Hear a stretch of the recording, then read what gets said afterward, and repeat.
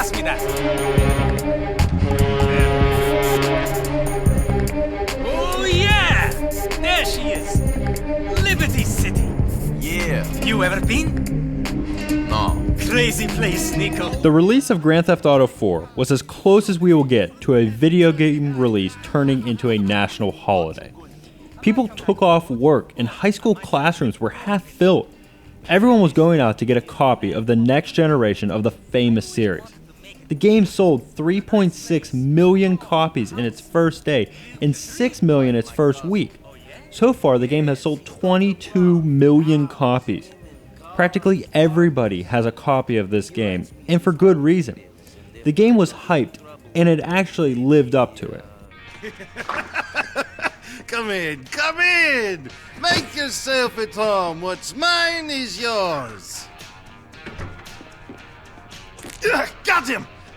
Little bastard. If he paid some rent, I wouldn't care. The game was a big departure from other games in the series, with much darker and more serious themes and new gameplay changes. The game set a new standard for video games. You play as Nico Bellic, an Eastern European immigrant to the United States. He is here looking for the American dream, but the story evolves into more than just that. You will learn of Nico's dark past and the real reason he came to America. Nico is surrounded by a great cast of characters, which include his cousin Roman, his fiancée Mallory, and also the non-understandable little Jacob. Each one is voice acted really well and really bring you into the story. I come here, and the only thing big about your life is the cockroaches. That's right. I got the best cockroaches. I got the best pets. Screw you, you idiot! Nico's story will become a part of you. One of the major changes from previous games is the combat. The game now uses cover-based shooting, which works very well and makes the combat much more interesting. You will be using the environment to work your way into areas, jumping from cover to cover. It is great to drive to an area, jump out of your car, and use it for cover until the car catches on fire and you have to move before it explodes. But the best thing about Grand Theft Auto 4 was the city itself. The game is once again set in Liberty City, but this is a Liberty City unlike any you have seen before.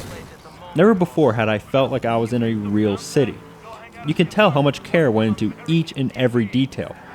From each street having its own name, to seeing random people getting into fender benders and getting out of their cars.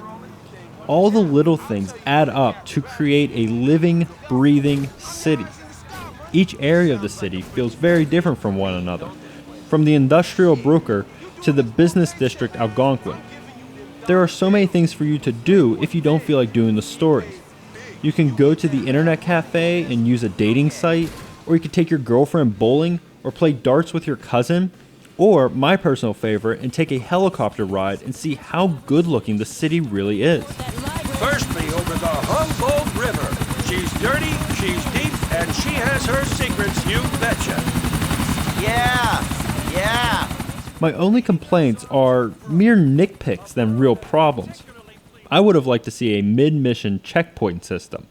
Nothing is more frustrating than being almost done with a mission and being killed by someone you didn't see and have to start from the beginning. And some of the missions can take over 20 minutes. Another thing, the driving is very touchy. I get that it's supposed to be more realistic, but it had me more worried about not spinning out than driving. This is supposed to be fantasy. I don't want to have to take a driver's test to be able to play this game. I would have also liked to see the GTA humor continue.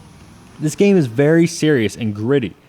There is some humor, but it's much darker than before and not as laughably ridiculous as, say, San Andreas, which had jetpacks.